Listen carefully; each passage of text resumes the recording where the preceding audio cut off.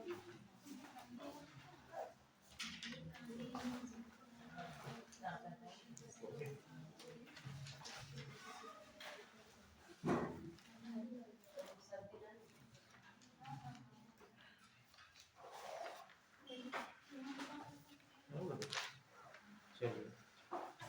भैया हम लोग आज मध्यकालीन भारत के अंतर्गत अरब आक्रमण तथा तुर्क आक्रमणों को कंप्लीट करेंगे। अब देखिए, अगर हम लोग मध्यकालीन भारत के शुरुआती चरणों की बात करें तो शुरुआती चरण में कुछ कुछ चीजें हम लोग ऑलरेडी देख चुके हैं, ठीक है। जैसे कि मध्यकालीन भारत में हम लोगों ने सबसे पहले क्या पढ़ा था, बताइए। अब तक मध्यकालीन भारत में हम लोगों ने जो क्लासेस हुई आप लोगों की, उसमें क्या क्या टॉपिक्स कवर हो चुके हैं। देखिए, सबसे पहला हम लोगों ने क्या कवर किया, सबसे पहला हम लोगों ने कवर किया है कि मध्यकालीन भारतीय स्थिति में सबसे पहले देखेंगे कि यूरोप में सामंतवाद, ठीक है। तो हम लोगों ने पहली क्या चीज देखी कि किस तरह से सामंतवाद का प्रतिपादन हुआ, ठीक है। अब अगर हम लोग सामंतवाद की अवधारणा की बात करें तो सामंतवाद की अवधारणा सबसे पहले आपको कहां देखने को मिलती है, यूरोप में देखने को मिलती है, ठीक है।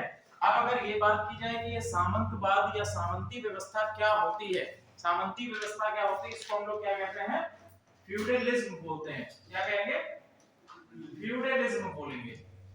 अब पूरे ही आपको जो मध्यकालीन भारत है उसमें आप देखेंगे कि आप चाहे दिल्ली सल्तनत की बात करें या फिर मुगलों की सत्ता की बात करें, इसमें पूरे ही पैटर्न में आपको सामंती व्यवस्था दिखाई देगी, चाहे वो इक्तादारों के रूप में हो या फिर आपके सामंतों के रूप में हो, ठीक है।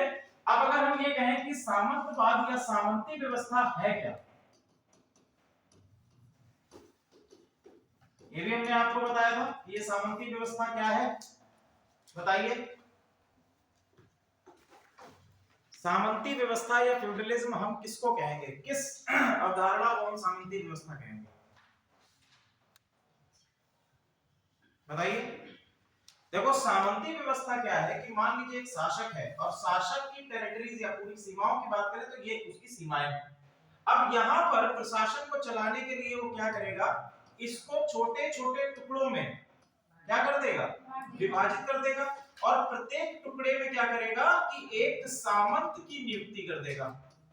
ये क्या करेगा, सामंत की नियुक्ति कर देगा, और यहाँ कौन सर्वोपरि कौन होगा, सर्वोपरि होगा शासक, ठीक है। आप लोग देखेंगे भी कि चाहे वो पुत्रों के रूप में हो, राजकुमारों के रूप में हो, छोटे छोटे आपके सामंती व्यवस्था आपको देखने को मिलेगी, या फिर जब आप देखेंगे दिल्ली सल्तनत के युग में तो वहां पर सबसे पहली व्यवस्था आपको देखने को मिलेगी इक्तादार। इक्तादार भी क्या है, एक प्रकार के सामंत है, ठीक है। अब इन सामंतों के पास क्या क्या व्यवस्थाएं थी कि क्या रख सकते थे, सैन्य अपना क्या कर सकते थे, अपनी सेनाओं का गठन कर सकते थे जो कि राजा को सहायता प्रदान करे, ठीक है। और ये सेना कैसी होती थी, आपकी स्थिर सेना होती थी, स्टैंडिंग आर्मी। ऐसा नहीं है कि इस आर्मी को क्या किया जाए कि जब युद्ध हो रहा है तब सेना को गठित करके और ले जा रहे हैं, नहीं। इन्होंने क्या किया, हर सामंत की एक स्टैंडिंग आर्मी होनी चाहिए थी जिसके अंतर्गत युद्ध की स्थिति में वे राजा को सहायता दे सके, ठीक है। साथ ही साथ यहां से राजस्व वसूली का अधिकार भी इन्हीं सामंतों के पास था। राजस्व वसूली भी इन्हीं सामंतों के पास आती थी कि राजा को कर वसूल करके प्रदान करते थे।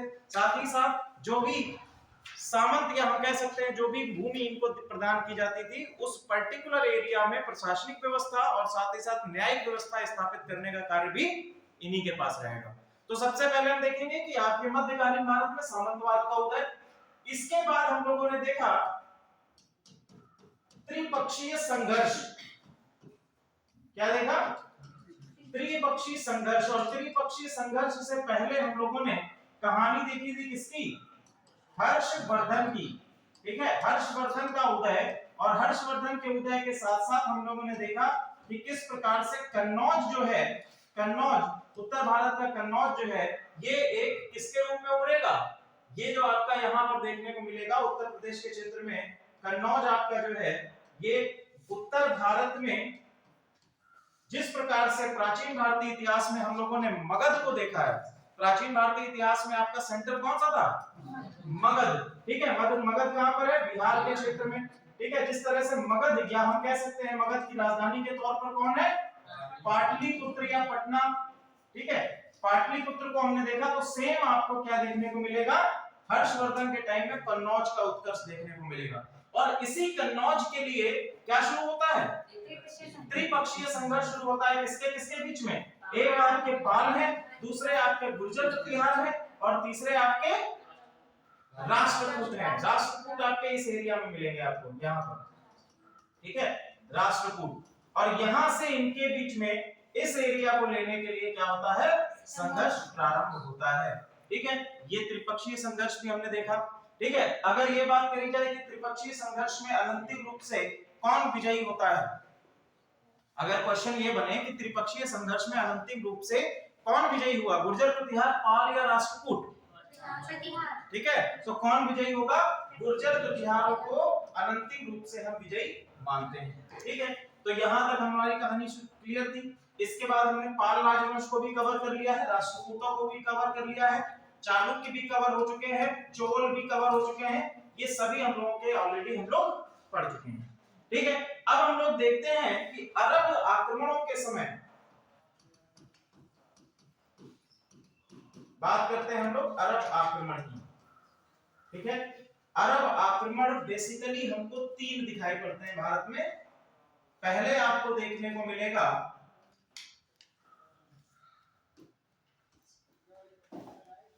अरब, तुर्क और अफगान, ठीक है। ये तीन आक्रमण आपको देखने को मिलेंगे। एक आपके अरब, जिसमें इराक, सीरिया, लेबनान, ये वाला जो वर्तमान समय का क्षेत्र है, ये कंपोजिट होता है। दूसरा आपका टर्की का जो रीजन है, टर्की और आपके इटली का जो रीजन है, वहां से जो आक्रमण हुए उनको हम लोग तुर्क आक्रमण बोलते हैं, ठीक है। अफगान आक्रमण भी आपके होंगे अफगानिस्तान के इलाके से। एक और आक्रमण होते हैं मंगोल आक्रमण, मंगोल आक्रमण होते हैं। लेकिन मंगोलों का चूंकि सत्ता भारत में स्थापित नहीं हो पाती है, आक्रमण तो आपके होते हैं, चाहे वो आप अलाउद्दीन खिलजी के टाइम में देखिए या फिर इससे पहले हम लोग देखते हैं बलबन के टाइम में देखते हैं, तो मंगोल आक्रमण तो लगातार हो रहे थे। लेकिन इससे सबसे पहला आक्रमण आपको दिखाई देता है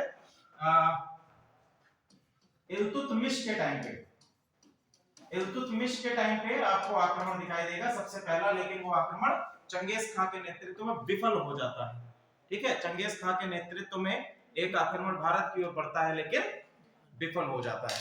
हम लोग बात करते हैं, अगर सबसे पहले अरब के क्षेत्र की बात करें तो अरब के क्षेत्र कौन कौन से क्षेत्र आ जाएंगे इसमें, ईरान, इराक, ठीक है, सीरिया का क्षेत्र है, लेबनान का क्षेत्र है, सिंध की अगर हम प्रांत की बात करें, भारत का जो सिंध प्रांत है, इसमें कौन कौन से रीजन आएंगे, पहला आपका आ जाएगा पंजाब का जो रीजन है, ठीक है, पंजाब का रीजन आ जाएगा। मकरान का रीजन सिंध के अंतर्गत आता था, मकरान के साथ साथ कंधार का रीजन, कंधार का रीजन भी आपका सिंध प्रांत के अंतर्गत है।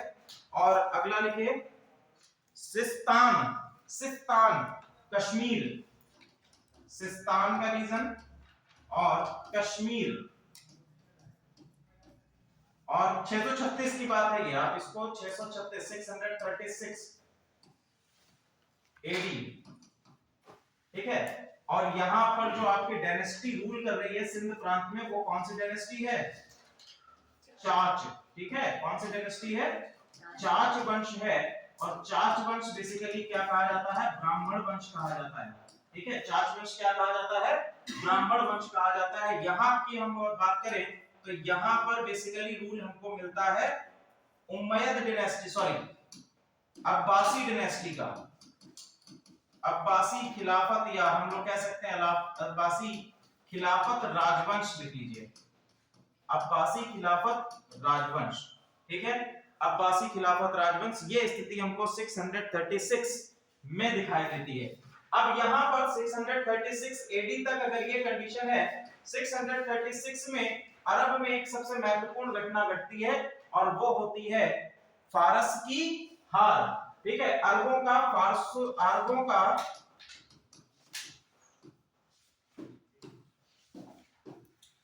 फारसियों से युद्ध,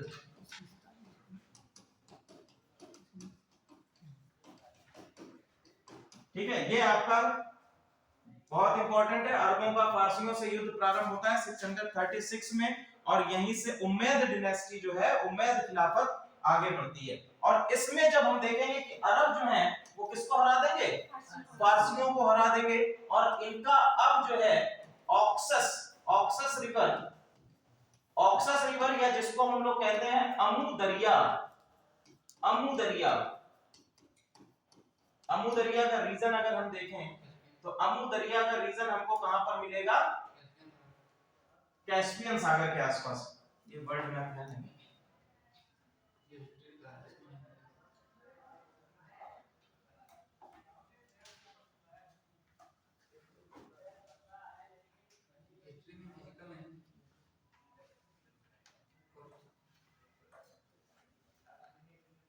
इसमें है कि नहीं,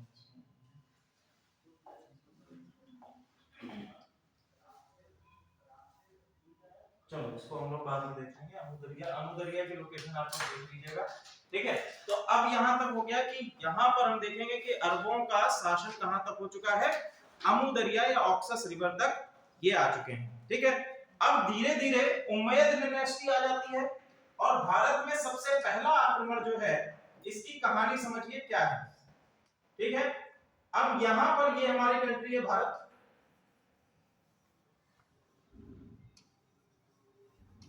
ठीक है। ये आपका अरब का क्षेत्र है,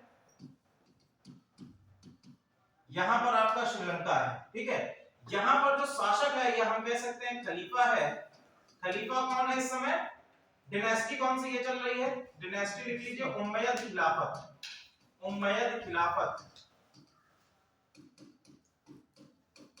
711 की मैं बात कर रहा हूं, 711 में, ठीक है, 711 में, ठीक है। 711 में उम्मयद खिलाफत है, खलीफा है वलीद, और यहां पर इनके साथ में एक सिपह सलार या इनका प्रमुख जो है वो है आपका अब्दुल हज्जाज,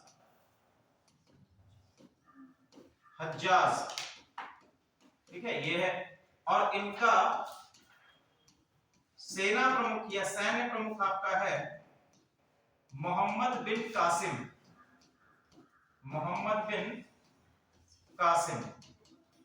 ठीक है, ये कंडीशन है। अब होता क्या है, यहाँ का जो शासक है श्रीलंका का शासक जो है यहाँ से कुछ गिफ्ट्स भेजता है, और यहाँ पे एक बंदरगाह पड़ता है जिसको कहा जाता है, इधर देवल बंदरगाह। ये सिंध का जो क्षेत्र है, सिंध के क्षेत्र में हमने अभी आपको बताया कि यहाँ पर कौन सा राजवंश है, चाच राजवंश, और चाच राजवंश का इस समय शासक है दाहिर, ठीक है। इस समय शासक कौन है, दाहिर शासक है। अब होता क्या है, श्रीलंका का शासक देवल बंदरगाह पर कुछ अपने तोहफे भेजता है खलीफा के लिए, खलीफा वलीद के लिए, और यहाँ पर चोरों के द्वारा इस पूरे बंदरगाह पे जो आपके तोहफे भेजे जाते हैं उनको क्या कर लिया जाता है, लूट लिया जाता है। तो खलीफा पूछता है इससे, किससे, दाहिर से पूछता है कि भैया आपके क्षेत्र में हमारे कुछ एक जहाज को लूटा गया, तो इन चोरों को पकड़ने में हमारी सहायता करिए। दाहिर ऐसा करने से मना कर देता है, और इसके बाद मोहम्मद बिन कासिम के नेतृत्व में खलीफा वलीद और हज्जाज के कहने पर क्या होता है, भारत में पहला अरब आक्रमण 712 में होता है, ठीक है। कब होता है, 712 एडी में प्रथम अरब आक्रमण या इसको हम लोग प्रथम मुस्लिम आक्रमण भी कहते हैं। प्रथम मुस्लिम आक्रमण ये कहां पर होता है, भारत के सिंध प्रांत में आपका ये आक्रमण होता है, और इनके बीच में जो युद्ध है उसको हम लोग क्या बोलते हैं, रेवर का युद्ध या रेवार का युद्ध भी कहा जाता है, रेवार का युद्ध, ठीक है। 712 एडी रेवार का युद्ध, और रेवार के युद्ध में दाहिर की मृत्यु हो जाती है। क्वेश्चन ये भी बनता है कि सबसे प्रथम आक्रमण कौन से दर्जे से होता हुआ है, तो प्रथम जो आक्रमण है मोहम्मद बिन कासिम कहां से आया, नहीं, मोहम्मद बिन कासिम आया है बोलन दर्रे से। मोहम्मद बिन कासिम कहां आया है, बोलन दर्रा, बोलन दर्रा, ठीक है, बोलन दर्रा से मकरान होते हुए ये भारत में प्रवेश करता है। बोलन दर्रा से मकरान होते हुए भारत में प्रवेश करता है। रेवार का युद्ध होता है दाहिर और मोहम्मद बिन कासिम के बीच में। दाहिर की इसमें हार होती है और इसके बाद कुछ सिंध में बदलाव होते हैं। सबसे पहला बदलाव जो किया जाता है वो है सिंध प्रांत में जजिया कर, ठीक है। दूसरा आपका इंपॉर्टेंट बदलाव किया जाता है, सिंध प्रांत में सबसे पहली बार मकतब क्या है, मुस्लिम शिक्षा केंद्र है, मुस्लिम शिक्षा केंद्र, ये क्या किए जाते हैं, स्थापित किए जाते हैं। सबसे पहला काम क्या किया इसने कि सिंध प्रांत में जजिया कर लगा दिया, ठीक है। जजिया कर आप लोग जानते हैं क्या होता है, ठीक है। और मकतब, दूसरा मकतब स्थापित किए गए या मुस्लिम शिक्षा केंद्र स्थापित किए गए, ठीक है। जजिया सभी लोगों को पता है क्या है,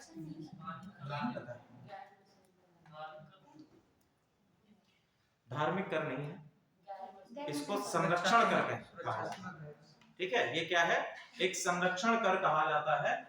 मुस्लिम्स में क्या है कि बेसिकली अगर जजिया की बात करें तो जजिया किस पे लगाया जाता है, गैर मुस्लिम समुदायों पर लगाया जाता है, ठीक है, गैर मुस्लिम समुदायों पर लगाया जाता है। अब देखिए यदि आपकी सत्ता है और सत्ता का प्रमुख जो है यदि मुस्लिम व्यक्ति है तो वो चाहे तो क्या कर सकता है, गैर मुस्लिमों पर उनको संरक्षण प्रदान करने के लिए, इसीलिए इसको संरक्षण कर भी कहा जाता है कि आप क्या है, हमारे संरक्षण में रह रहे हैं और इस संरक्षण के बदले आपको क्या देना होगा, एक प्रकार का कर देना होगा। इसी को क्या कहा जाता है, जजिया कर कहा जाता है, ठीक है। और एक आपका कर लगाया जाता है जो कि तीर्थ यात्रा मैसूर कहा जाता है, ठीक है, वो आपका क्या है, धार्मिक कर है।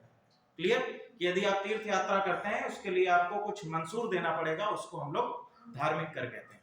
क्लियर, चलिए अब ये आगे बढ़ने का तो प्रयास करते हैं लेकिन आगे इनको कौन मिलता है, यहाँ पर गुजरात के क्षेत्र में आपके गुर्जर प्रतिहारों के द्वारा मोहम्मद बिन कासिम का जो कॉन्वॉय है वो रोक दिया जाता है, आगे ये नहीं बढ़ पाते हैं सिंध प्रांत से, ठीक है। इसके साथ साथ इसमें और चीजें लिख लीजिए।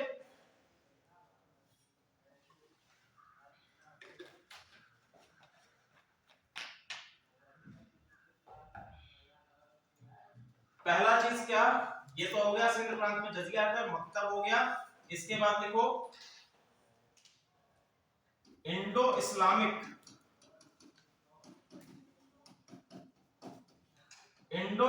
संस्कृति या आपकी स्थापत्य कला का सिंध में प्रवेश होता है, सबसे पहली चीज, ठीक है। साथ साथ क्या हुआ कि इंडो इस्लामिक जो आपकी स्थापत्य कला है वो भी आपको दिखाई देती है। इंडो इस्लामिक स्थापत्य कला क्या है, इंडो इस्लामिक स्थापत्य कला में दो चीजें आप लोगों को देखने को मिलेंगी, एक तो आपका है गुंबद, ठीक है, पहली चीज क्या आती है, गुंबद आती है, और गुंबद के साथ में हमको देखने को मिलता है मेहराब। मेहराब इस तरह से बनाई जाती है, जो इस तरह की कलाकृति आप लोग दरवाजे में देखते हैं, इसको हम क्या कहते हैं, मेहराब बोलते हैं, ठीक है। तो मेहराब और गुंबद ये इंडो इस्लामिक कला के सबसे इंपॉर्टेंट नमूने हमको देखने को मिलते हैं, एग्जाम्पल हम लोगों को देखने को मिलते हैं। अगला लिखिए, पंचतंत्र का अनुवाद।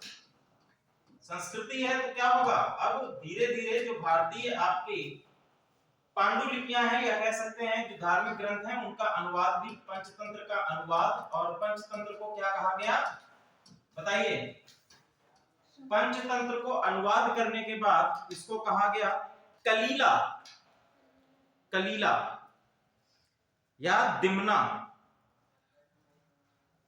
कलीला और दिमना। यदि क्वेश्चन आपसे बनता है कलीला या दिमना क्या है तो आप लोग आंसर करिएगा, कलीला या दिमना क्या है, पंचतंत्र का अरबी भाषा में अनुवाद है, ठीक है। अरबी भाषा में अनुवाद इसका जो किया गया उसको हम लोग क्या बोलते हैं, कलीला बोलते हैं या दिमना बोलते हैं, ठीक है।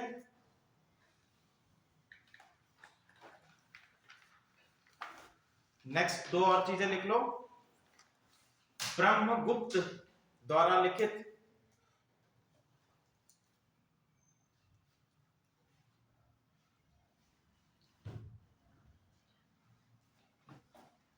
दो किताबें हैं आपकी। पहली है आपकी ब्रह्म स्फुट सिद्धांत, ब्रह्म स्फुट सिद्धांत, और दूसरा है आपका दूसरा लिखे खंडन खाद्य, खंडन खाद्य। और ये दोनों के लेखक हैं आपके ब्रह्मगुप्त, ब्रह्मगुप्त ये दोनों के लेखक हैं। इन किताबों का अनुवाद भी किया गया, इसको कहा गया अल सिंध हिंद, अल सिंध हिंद। और ये आपकी कहलाई खंडन काव्य कहलाई अल अरकंद, अल अरकंद। ठीक है, ये भी दोनों क्या की गई हैं, अनुवाद इनका किया गया है अरबी भाषा में। तीसरा लिखिए पॉइंट, दशमलव प्रणाली, दशमलव प्रणाली का अरब में प्रयोग, दशमलव प्रणाली का अरब में प्रयोग। दशमलव प्रणाली किसके द्वारा खोजी गई थी? ठीक है, तो भारत में आर्यभट्ट के द्वारा। और फिर यह कहां पहुंची? जब सिंध प्रांत में अरबों का आगमन हुआ तो यहां से होते हुए आपकी ये कहां पहुंचती है? अरब के क्षेत्र में पहुंचती है। इसके लिए श्रेय लिख लीजिए किसको जाता है? अल ख्वारिज्म, अल ख्वारिज्म। इनके द्वारा क्या किया गया है? अरब में दशमलव प्रणाली का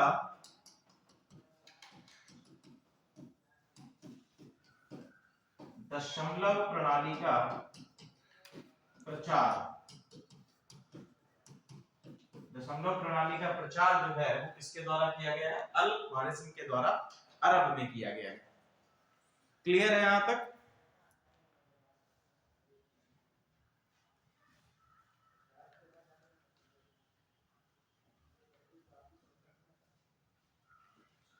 अगला टॉपिक डालिए। यहां पर कुछ चीजें देखो आप पढ़नी आवश्यक हैं। यहां तक तो हमारी सारी कहानी क्लियर हो गई 712 तक। इसके बाद भी आपके कुछ लोग आएंगे जो भारत पर आक्रमण करेंगे, जिसमें आपके सुबुक्तगीन है। ठीक है, सबसे पहले अल्पतगीन है, अल्पतगीन के बाद सुबुक्तगीन है, सुबुक्तगीन के बाद गजनवी है, गजनवी के बाद फिर घोरी है। ठीक है, लेकिन जिन लोगों से ये टकराएंगे, जिन लोगों से साथ में इनका युद्ध होगा, वो बेसिकली आपके कौन है? राजपूत। ठीक है, कौन है आपके? राजपूत। अगली आप टॉपिक डालिए, राजपूत राजवंश।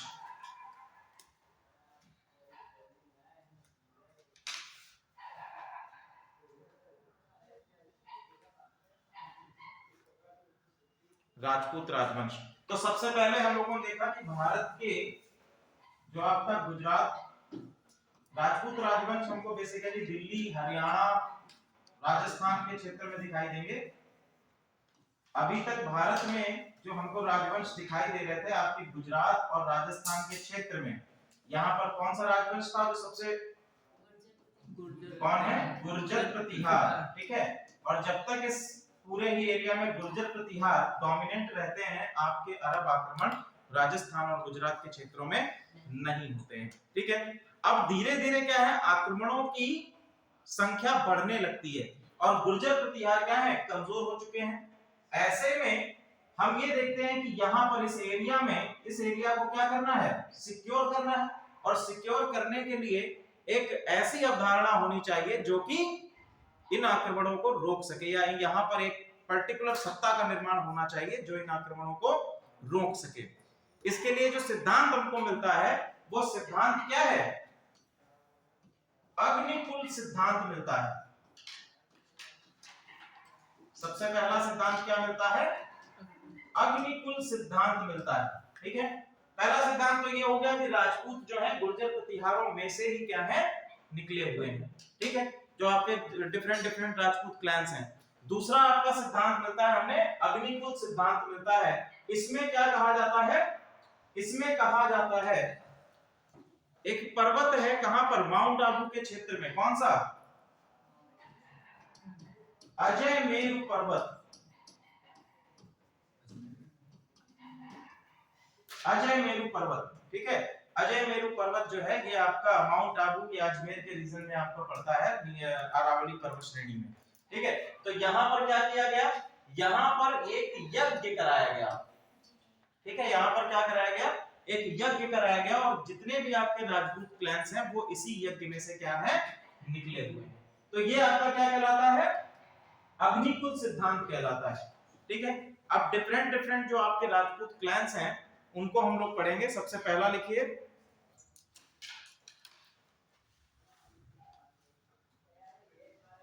चौहान,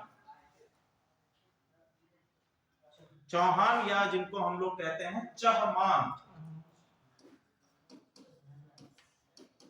चौहान या चहमान।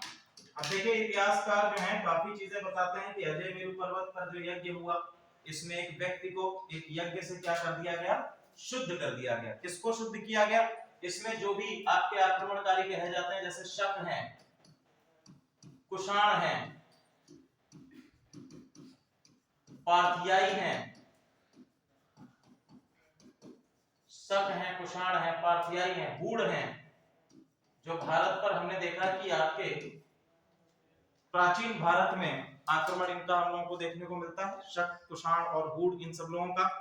जब आपके सातवाहन वंश हम लोगों ने पढ़ा है, तो सातवाहन वंश के टाइम पर इनका हमें आक्रमण भारत में देखने को मिलता है। तो ये जो कुछ व्यक्ति यहाँ पर बचे हुए थे इस रीजन में, उनको क्या किया गया, क्योंकि ये क्या थी, फाइटिंग क्लैंस थी, सैन्य आपकी क्लैंस थी, तो इनको क्या किया गया, शुद्ध किया गया यज्ञ के माध्यम से, और यही जो है राजपूत क्लैंस कहलाए। ऐसा अग्निकुल थ्योरी कहती है, अग्निकुल सिद्धांत ऐसा कहता है। क्लियर। अब देखिए सबसे पहला क्लैन है आपका चहमान या चौहान। इनकी राजधानी लिखिए, राजधानी सकंभरी, वर्तमान समय का सांभर, सकंभरी, सांभर या राजस्थान में है सांभर, सकंभरी के चौहान भी इनको कहा जाता है।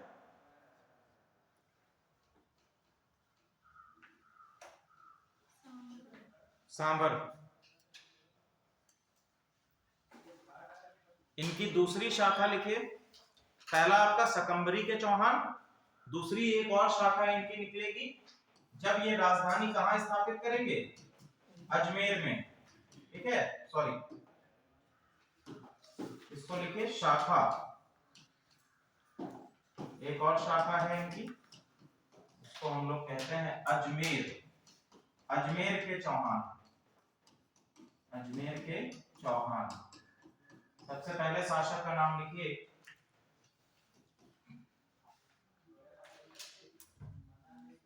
Singhraj,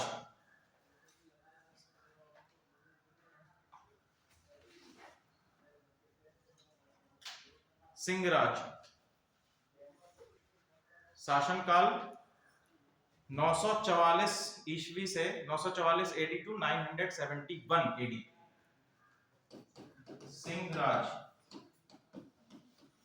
944 to 971 AD. Rajput clans या चौहान क्लैंस का ये क्या है, संस्थापक है, संस्थापक है। और साथ ही साथ इन्होंने जो उपाधि ग्रहण की है, इनकी उपाधि कही जाती है महाराजाधिराज, महाराजाधिराज, ठीक है। अगले शासक जो इनके बाद आते हैं उनका नाम है Vigraharaj, Vigraharaj, Vigraharaj 971 to 998 AD.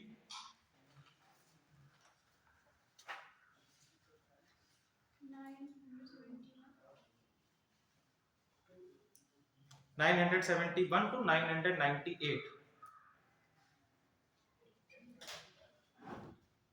988 AD तक इनका शासनकाल है। उपलब्धियां कोई नहीं है। अगले हैं आपके अजय राज सिंह, अजय राज सिंह 998 टू 998 टू लिखो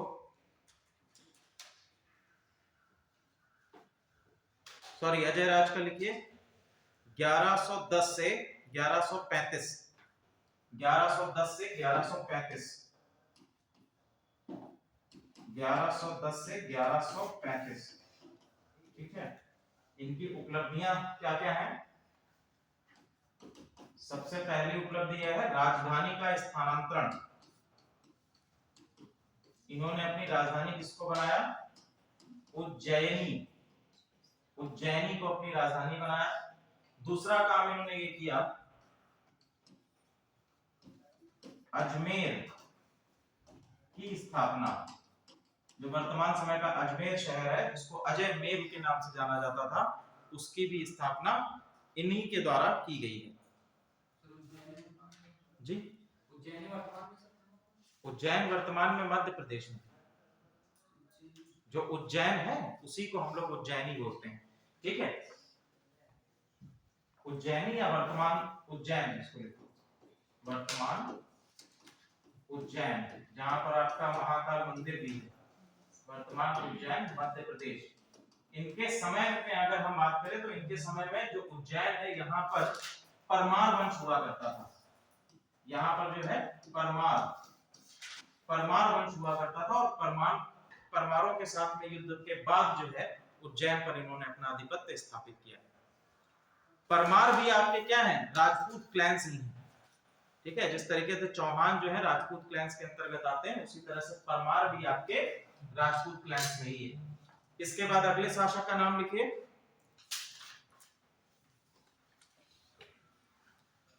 विग्रहराज चतुर्थ।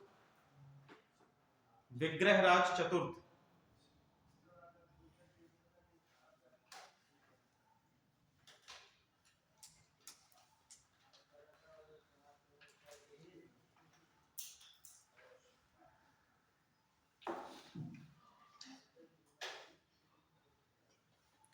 ठीक है। इनका जो इंपॉर्टेंस है, पहला लिखो राजधानी। इन्होंने राजधानी बनाया है अजमेर को, अजमेर। और हरिकेली नाटक के लेखक,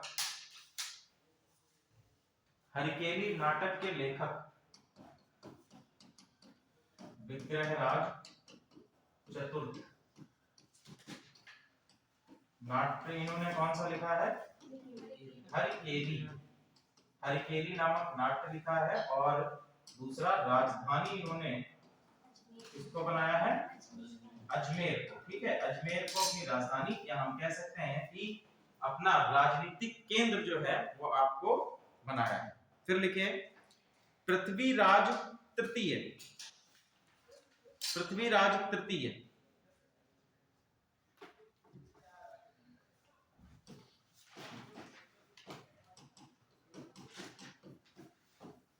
पृथ्वीराज तृतीय, इनका शासनकाल लिखिए 1177 से 1192।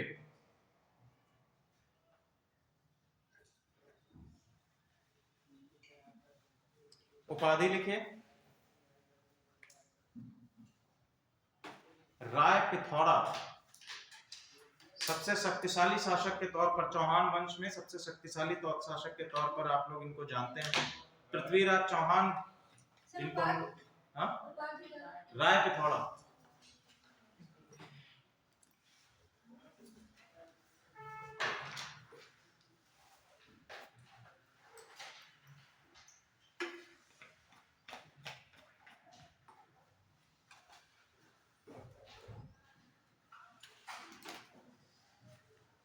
ठीक है। उपाधि इनकी क्या है? उपाधि है इनकी राय पिथौरा, ठीक। राय पिथौरा इनकी उपाधि, ठीक है। दूसरा चीज हम लोगों को क्या देखने को मिलता है, सबसे इंपॉर्टेंट, वो है तराइन का प्रथम युद्ध। तराइन का प्रथम युद्ध कब हुआ? 1191, ठीक है। किसके किसके बीच में है? तराइन का प्रथम युद्ध मोहम्मद गौरी और पृथ्वीराज चौहान के बीच में, ठीक है। दूसरा हमें देखने को मिलता है तराइन का द्वितीय युद्ध, ठीक है। तराइन का द्वितीय युद्ध क्या होगा? ये आपका होगा 1192 में, ठीक है, 1192 में। इसके साथ साथ जितने भी आपके, चाहे वो गढ़वाल हो, चंदेल हो, एक हमको इनके विषय में कहानी मिलती है जिसको क्या कहते हैं, पृथ्वीराज रासो। किसके द्वारा लिखी है गई है? ठीक है, किसके द्वारा लिखी गई है? चंद बरदाई के द्वारा इसको लिखा गया है, चंद बरदाई के द्वारा लिखा गया है, पृथ्वीराज रासो लिखी गई है, जिसमें हमको पृथ्वीराज की विजेताओं तथा उनके पूरे जीवन काल के बारे में जानकारी प्राप्त होती है। पृथ्वीराज रासो चंद बरदाई के द्वारा लिखी गई है। इसके बाद एक आपको कथा मिलती है आला उदल, आला उदल की कथा मिलती है, ठीक है। आला उदल की कथा किस क्षेत्र से संबंधित है? ठीक है, किस क्षेत्र से संबंधित है? बुंदेलखंड से संबंधित है। और बुंदेलखंड में इस समय जो शासक है वो आपके हैं चंदेल वंश के, ठीक है। चंदेल वंश के कौन है? परमार द्वितीय, राजा परमार द्वितीय, ठीक है। ये आपके चंदेल वंश के शासक हैं और इन्हीं के शासन में आला और उदल नाम के दो व्यक्ति हैं जो कि आपके, इनकी राजधानी क्या थी चंदेल वंश की? चंदेल वंश की राजधानी क्या है?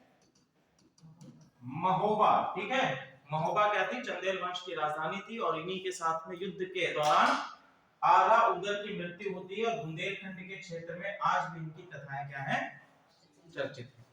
क्लियर? आगे लिखिए,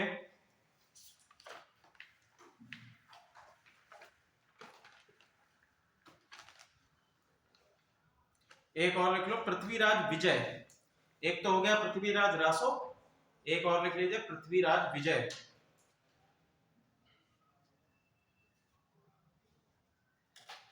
इसको लिखा है जयानक ने, जयानक।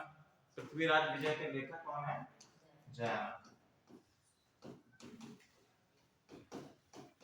विजय लेखक जयानक।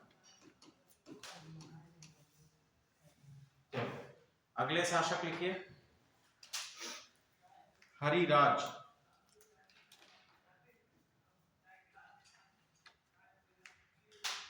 ग्यारह सौ 93 से 1194,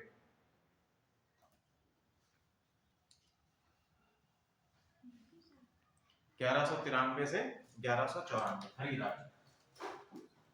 अब यहां से सारी कहानी जो है चेंज हो जाएगी। 1193 टू 1194 देखो कुछ बैटल्स हैं, जैसे कि हम लोग मॉडर्न इंडिया में भी पढ़ते हैं कि कुछ ऐसे बैटल्स हैं जिसने भारतीय इतिहास को पूरी तरह से बदल के रख दिया। अब सबसे इंपॉर्टेंट बैटल हम लोग कहते हैं तराइन का, जो हम लोग पढ़ते हैं प्राचीन मध्यकालीन भारत में। तो सबसे पहला जो इंपॉर्टेंट बैटल हमारा आता है वो है आपका तराइन का द्वितीय युद्ध, ठीक है। अब देखिए तराइन के द्वितीय युद्ध में पृथ्वीराज चौहान की अगर हम बात करें तो अजमेर शाखा से तो संबंधित थे, लेकिन बेसिकली रूल कहां पर था इनका? दिल्ली का, या जिसको हम लोग कहते हैं दिल्ली, या इसको दिल्ली का भी कहते हैं। पुराना नाम क्या दिल्ली का मिलता है हमें? दिल्ली का पुराना नाम क्या? इंद्रप्रस्थ, ठीक है। इंद्रप्रस्थ जो है सबसे प्राचीन नाम मिलता है, पर दिल्ली का इसको कहा जाता है, दिल्ली भी कहा जाता है। आगे चल के हम और देखेंगे कि इसमें दिल्ली के अंतर्गत तुगलकाबाद भी आएगा, ठीक है। तुगलक के द्वारा स्थापित किया जाएगा, तुगलक जो आप पढ़ेंगे उसमें स्थापित किया जाएगा। तो दिल्ली के रीजन में बेसिकली हम कहेंगे कि आपके पृथ्वीराज का राज्य था। अब यहां पर एक सेंट्रलाइज्ड रूलिंग, एक शक्तिशाली शासक आपका क्या है? स्थापित है। लेकिन मोहम्मद गोरी के साथ में जो युद्ध होता है 1192 में, इसके बाद सबसे पहली बार ये होता है कि राजपूतों की हार होती है, राजपूत क्लैन की हार होती है। अभी तक क्या था कि राजपूत क्लैंस आपस में तो लड़ रहे थे, लेकिन किसी बाहरी शासक के द्वारा अभी तक इस प्रकार की हार नहीं मिलती है। सिंध प्रांत में तो मिलती है, लेकिन सिंध प्रांत तो नॉर्थ वेस्टर्न फ्रंटियर में आता है, तो भारत के जो आपका प्रमुख हम कह सकते हैं सीमाएं हैं उनसे बाहर के क्षेत्र में है। लेकिन ये युद्ध कहां है? भारतीय परिवेश में हो रहा है, भारतीय भूमि पर हो रहा है, और यहां पर एक मजबूत शासक की हार होती है। यहीं से हम कह सकते हैं कि भारत में मुस्लिम शासकों का, या हम कह सकते हैं कि भारत में स्थापना होती है दिल्ली सल्तनत की, दिल्ली सल्तनत की स्थापना होती है। यहीं से तो हम लोग देखते हैं मोहम्मद गोरी जब वापस चला जाता है तो मोहम्मद गोरी अपने तीन जो है सेवकों को छोड़ जाता है, जिसमें एक आपका होता है कुतुबुद्दीन ऐबक,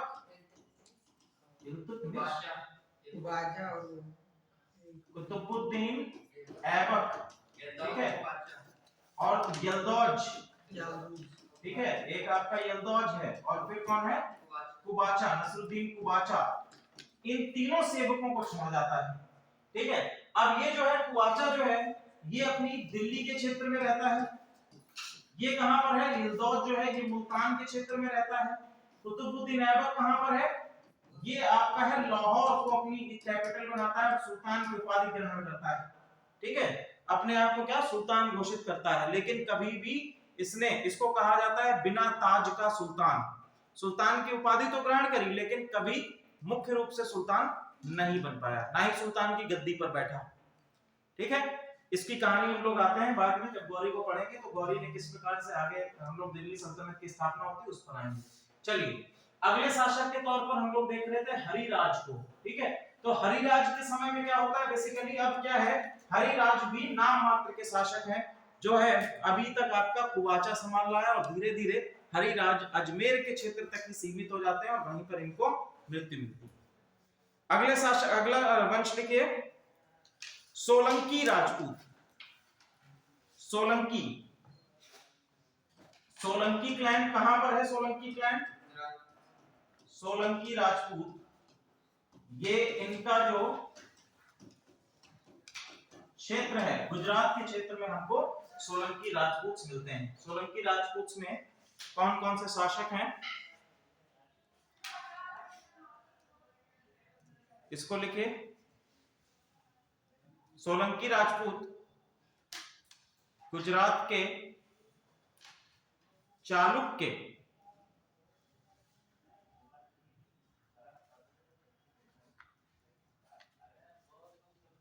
चालुक्य राजवंश से संबंधित हैं।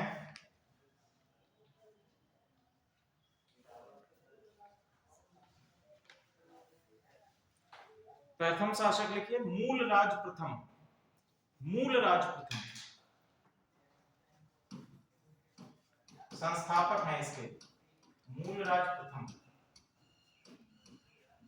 इनका शासनकाल 940 से 995 AD, 995 AD, 940 to 995 AD. Mulraj प्रथम सोलंकी राजपूत वंश के क्या है, संस्थापक हैं, इन्होंने इसको एस्टैब्लिश किया है।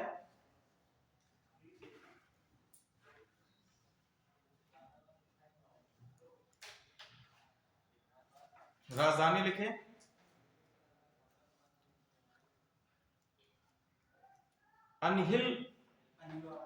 अनहिलवाड़ा, इस तरह से राजधानी अनहिलवाड़ा, या इसको हम लोग एक और नाम से जानते हैं अनहिल पटक, अनहिल पटक के नाम से भी जानते हैं, अनहिलवाड़ा या अनहिल पटक के नाम से इसको जानते हैं, ठीक है। क्या क्या इन्होंने स्थान, जैन धर्म का सबसे ज्यादा संरक्षण इनको प्रदान किया गया, ठीक है, जैन धर्म को इन्होंने संरक्षण, लिख लीजिए लाइन, जैन धर्म को संरक्षण प्रदान किया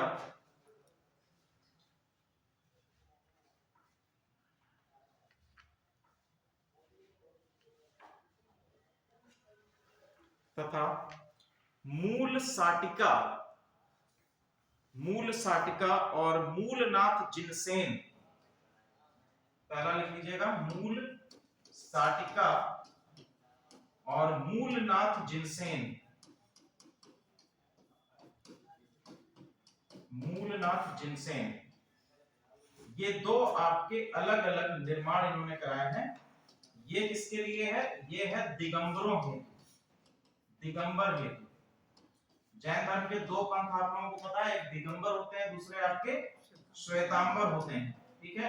तो दिगंबर हेतु, श्वेतांबर हेतु, दिगंबरों हेतु मूल साटिका का निर्माण कराया और मूलनाथ जिनसेन किनके लिए? श्वेतांबरों के लिए मूल साटिका। नेक्स्ट शासक लिखिए भीम प्रथम। भीम प्रथम 1022 से 1064 एडी। भीम प्रथम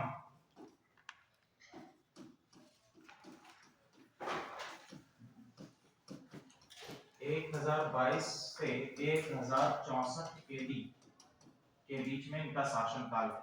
ठीक है, ये वही पीरियड है जिस समय पर हमको भारत में गजनबी के अटैक्स मिलेंगे। ठीक है, महमूद गजनबी के अटैक्स मिलेंगे। लिखिए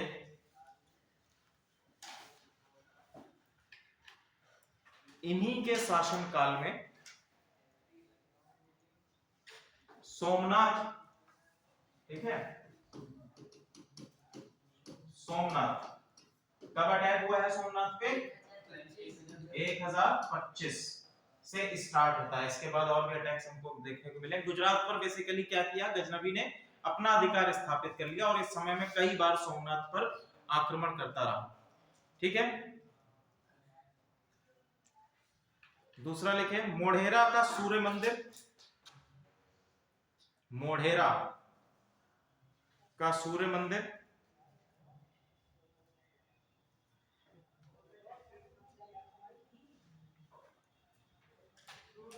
और रानी की बाव। पहला क्या है? दो लिखिएगा, मोढेरा का सूर्य मंदिर, गुजरात में है मोढेरा का सूर्य मंदिर, और दूसरा है रानी की बाव। रानी की बाव, बाव या हम लोग इसको बावड़ी भी कह सकते हैं। ठीक है, इनकी रानी थी उदयमती। उदयमती, ठीक है। तो पहला इन्होंने कार्य क्या किया? मोढेरा का सूर्य मंदिर का निर्माण और दूसरा आपका रानी की बाव या रानी की बावली का निर्माण इनके द्वारा कराया गया। ठीक है, किसके द्वारा? भीम प्रथम के द्वारा कराया गया। सोमनाथ मंदिर पर 1025 में आक्रमण, 1025 एडी में आक्रमण, मोढेरा का सूर्य मंदिर, रानी की बावड़ी का निर्माण, ये भीम प्रथम के शासन काल में हमको देखने को मिलता है। इसके बाद लिखिए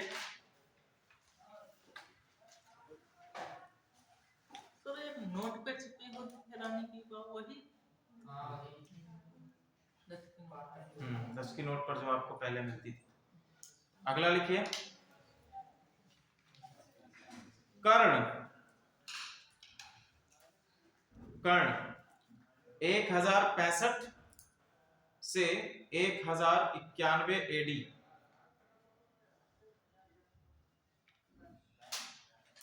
1065 से 1091 कर्ण।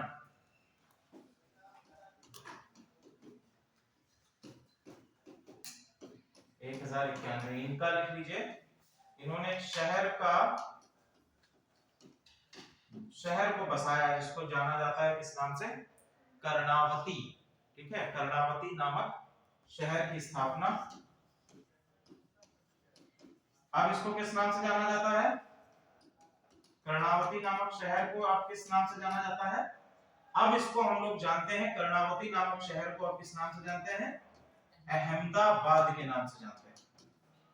कर्णावती नामक शहर जो है वर्तमान समय में हम किस नाम से जानते हैं? अहमदाबाद के शहर से, अहमदाबाद के नाम से जानते हैं। अगला नाम लिखिए जयसिंह सिद्धराज। जयसिंह सिद्धराज 1092 से 1150। जयसिंह सिद्धराज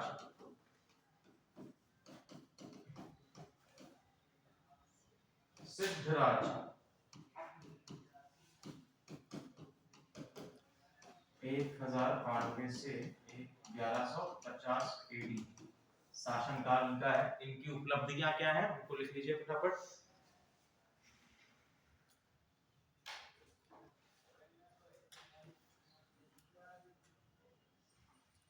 सिद्धपुर, सिद्धपुर में रुद्र महाकाल मंदिर।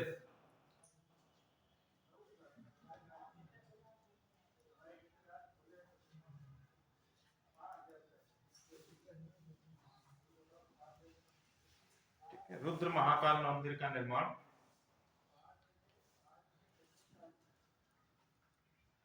सोमनाथ मंदिर का जीर्णोद्धार।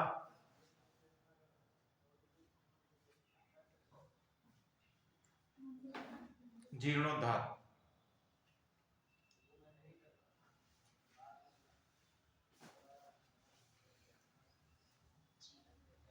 जीर्णोद्धार मतलब फिर से पुनर्निर्माण कराना। ठीक है, जो टूट गया था उनके आक्रमण के कारण, गजनवी के आक्रमण के कारण जो पूरी तरह से ध्वस्त हो गया था, उसका पुनर्निर्माण इनके द्वारा कराया गया। इनके बाद एक और शासक आते हैं भीम द्वितीय। ठीक है, भीम द्वितीय के द्वारा भी इसका फिर से जीर्णोद्धार कराया जाएगा पुनः। अगला टॉपिक डालिए बुंदेलखंड के चंदेल। बुंदेलखंड के चंदेल।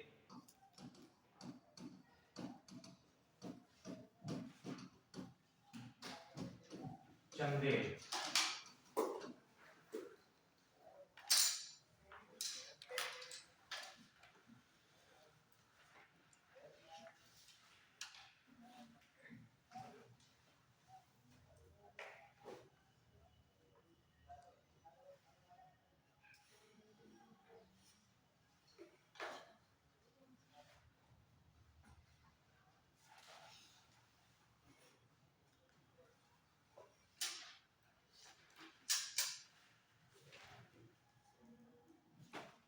चलिए ठीक है।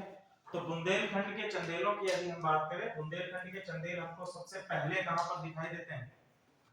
अगर हम इनके उत्पत्ति की बात करें कि बुंदेलखंड के चंदेलों की उत्पत्ति कहां से है, तो बेसिकली इनकी उत्पत्ति हमको देखने को मिलती कहां से? कन्नौज। कन्नौज में सामंत के रूप में। किसके रूप में? सामंत के रूप में। किसके सामंत हैं? इनको कुछ इतिहासकारों के द्वारा चेदी वंश का सामंत बताया गया है। ठीक है, कुछ इतिहासकारों के द्वारा इनको गुर्जर प्रतिहार से संबंधित बताया गया है। अलग अलग लिखना। ठीक है, सामंत किसके हैं? गुर्जर प्रतिहारों के या चेदी साम्राज्य के, या कहीं कहीं पर इनको पाल के विषय, पाल वंश के सामंत के रूप में भी बताया गया है। ठीक है, जो बुंदेलखंड के चंदेलों की प्रथम राजधानी हमको मिलती है, प्रथम राजधानी हमको जो मिलती है, कौन सी है इनकी प्रथम राजधानी? प्रथम राजधानी हमको मिलती है खजुराहो। खजुराहो, खजुराहो जो है इनकी प्रथम राजधानी के तौर पर, चंदेल वंश की प्रथम राजधानी के तौर पर हमको मिलती है। ठीक है, अगर हम लोग बात करें खजुराहो की, खजुराहो जो है यूनेस्को की वर्ल्ड हेरिटेज साइट में भी स्थित है और ये अपनी भारत में वास्तुकला के लिए सबसे ज्यादा जाना जाता है। क्लियर है? चलिए आगे हम लोग बढ़ते हैं। इसमें जो शासक हैं, शासकों के नाम लिख लीजिए।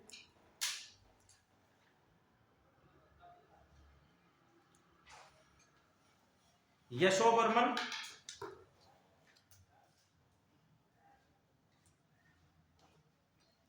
यशोवर्मन सबसे पहले हैं। यशोवर्मन के द्वारा लिखे लक्ष्मण मंदिर।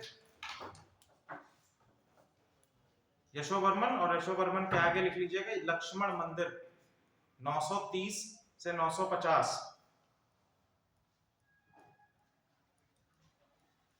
फिर लिखो धंग, अगले शासक धंग। इन्होंने किसका निर्माण कराया है? बहुत ही इंपॉर्टेंट है, लिखिए विश्वनाथ मंदिर का निर्माण। यशोवर्मन, यशोवर्मन के आगे लक्ष्मण मंदिर, यशोवर्मन इनके द्वारा लक्ष्मण मंदिर 930 से 950 एडी। और दूसरे हैं आपके धंग, धंग के द्वारा विश्वनाथ मंदिर,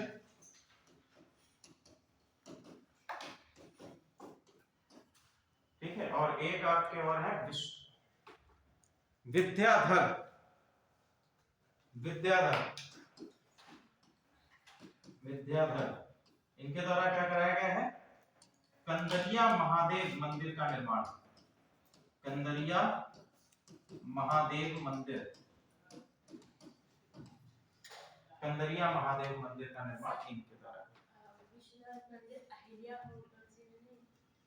काशी विश्वनाथ नहीं है ना, ये वो काशी विश्वनाथ बनारस वाला बुंदेलखंड का है।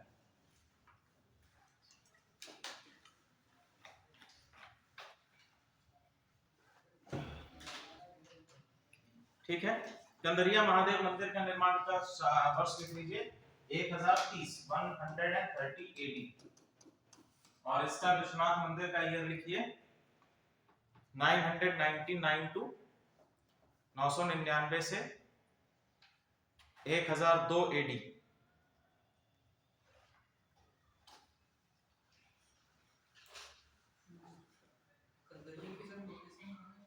मध्य प्रदेश।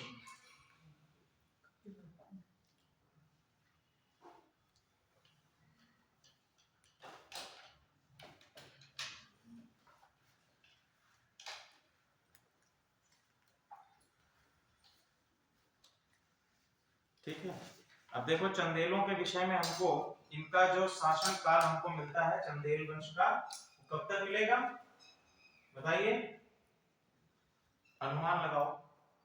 अभी हम लोगों ने जब पृथ्वीराज को पढ़ा था, पृथ्वीराज द्वितीय, तो सॉरी पृथ्वीराज तृतीय, तो पृथ्वीराज तृतीय का संघर्ष हमको चंदेलों के साथ में किस ईयर में देखने को मिलता है? 1191 और 1192 में तराइन का युद्ध है, जो कि हमें मोहम्मद गोरी के साथ में है। ठीक है, इससे पहले जो अलाउद्दीन के विषय में हम लोगों ने पढ़ा था, जिसमें चंदेलों के साथ में संघर्ष है, वो हमको देखने को मिलेगा 1183 1183 में। ठीक है, 1183 में पृथ्वीराज तृतीय के द्वारा चंदेलों पर हमला होता है या चंदेलों के साथ में युद्ध होता है, चंदेलों पर आक्रमण होता है और यहीं से पूर्ण रूप से हम देखते हैं कि चंदेल जो है साम्राज्य बुंदेलखंड में समाप्त हो जाता है। ठीक है, यह आपका 1183 तक चंदेल राजवंश समाप्त हो जाता है पृथ्वीराज तृतीय के साथ में युद्ध के पश्चात। इसके बाद नेक्स्ट लिखे मालवा के परमार। मालवा के परमार, मालवा कौन सा रीजन है? मालवा के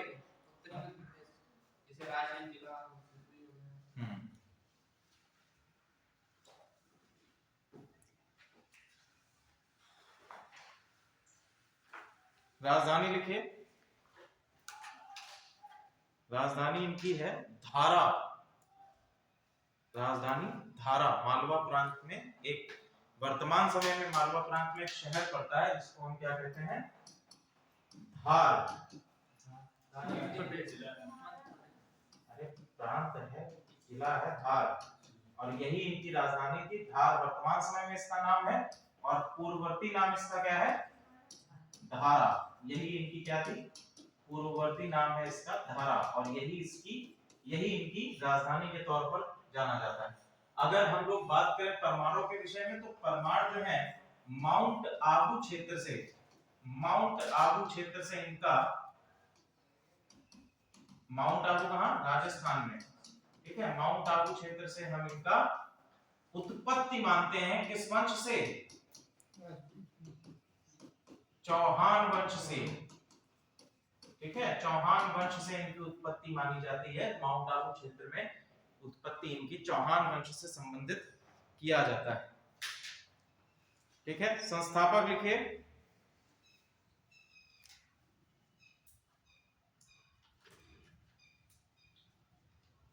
संस्थापक उपेंद्र। उपेंद्र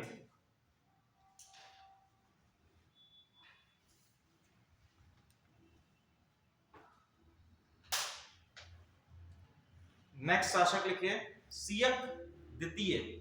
सियक द्वितीय, सियक ऐसे लिखिएगा, सियक द्वितीय 948 टू 972 AD, सियक द्वितीय। ठीक है, इनकी उपलब्धियां लिखिए सियक द्वितीय की।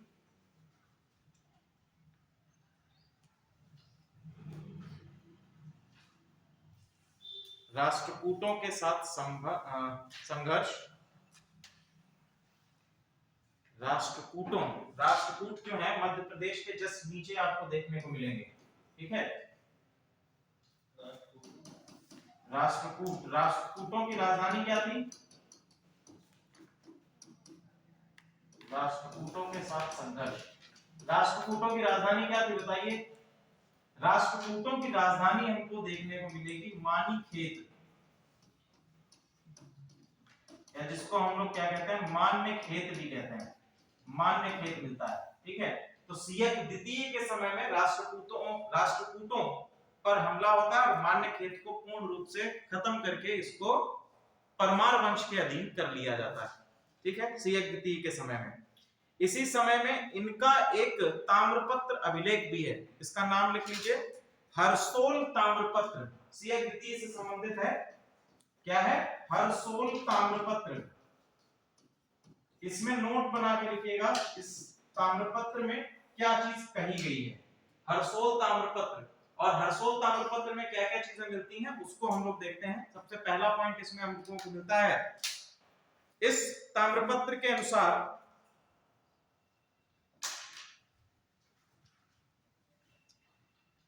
प्रारंभिक परमार शासक, इस ताम्रपत्र के अनुसार प्रारंभिक परमार शासक राष्ट्रकूटों के सामंत थे।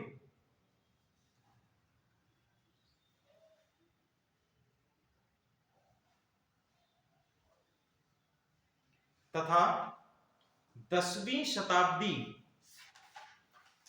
शताब्दी में राष्ट्रकूटों की हार के पश्चात इनका उदय माना जाता है, ठीक है। तो हरसोल ताम्रपत्र के अंतर्गत ये कहा गया कि आपके जो परमार हैं, ये प्रारंभ में किसके, परमार जो है ये किसके सामंत हैं? इनको सामंत कहा गया है। किसका सामंत कहा गया है? राष्ट्रकूटों का सामंत कहा गया। बोले कि राष्ट्रकूटों के सामंत के तौर पर कार्य कर रहे थे।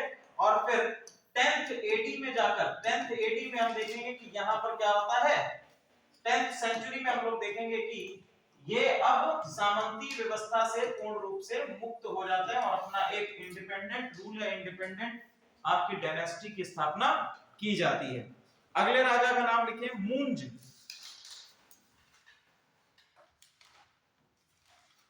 मुंज 972 टू 990 एडी, 972 टू 990 एडी मुंज। उपाधि लिखें इनकी,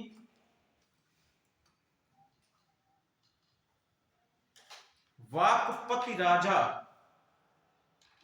वाक ऐसे लिखिएगा, वाकपति राजा।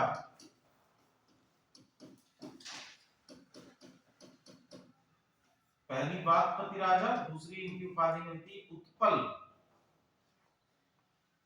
उत्पल।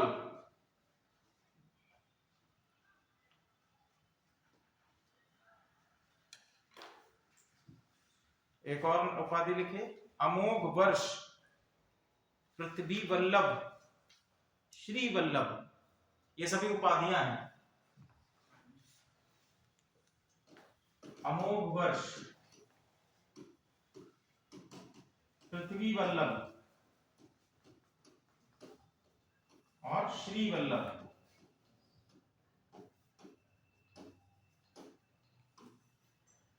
दक्षिण भारत के जो शासक हैं उनकी सबसे ज्यादा आप लोगों को इस प्रकार की उपाधियां देखने को मिलेंगी दक्षिण भारत के शासकों में। फिर लिखिए भोज,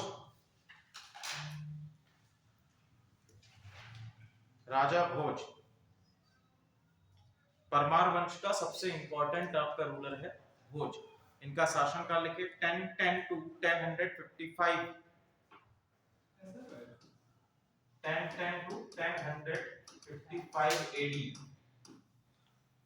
शासक है भोज।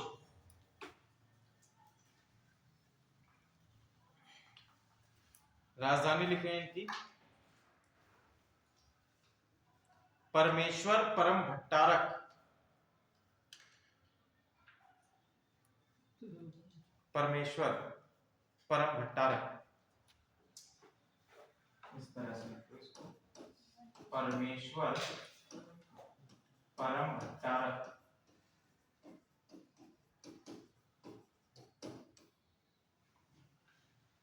परमेश्वर परम भट्टारक, ये दो उपाधियां हैं आपकी, एक परमेश्वर है और दूसरी आपकी परम भट्टारक। ये दो उपाधियां, उपाधि सॉरी ये उपाधि है, परम परमेश्वर और परम भट्टारक, राजधानी नहीं। अच्छा राजधानी नहीं, उपाधि लिखो, उपाधि। नेक्स्ट, भोजपुर शहर की स्थापना, भोजपुर शहर की स्थापना और यहीं पर भोजेश्वर मंदिर, भोजपुर शहर मध्य प्रदेश के रीजन में है और यहीं पर आपके भोजेश्वर मंदिर,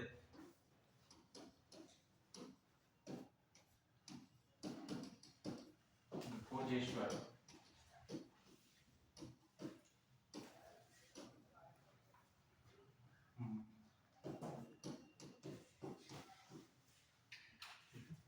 चलिए आज की क्लास में हम लोग इतना ही करते हैं। नेक्स्ट क्लास में हम लोग राजा भोज से इनकी और चीजें शुरू करेंगे। राजा भोज जो है इनका इतिहासकारों के द्वारा जो तुलना की गई है वो किसके साथ की गई है? चंद्र, हाँ बताओ। इनकी तुलना चंद्रगुप्त द्वितीय विक्रमादित्य के साथ में की गई, ठीक है। जो आपके प्राचीन भारत के गुप्त वंश के शासक हैं चंद्रगुप्त द्वितीय विक्रमादित्य, उनके साथ में इनकी तुलना की गई है। इसको हम लोग कल स्टडी करते हैं, ठीक है। चलिए, थैंक यू क्लास।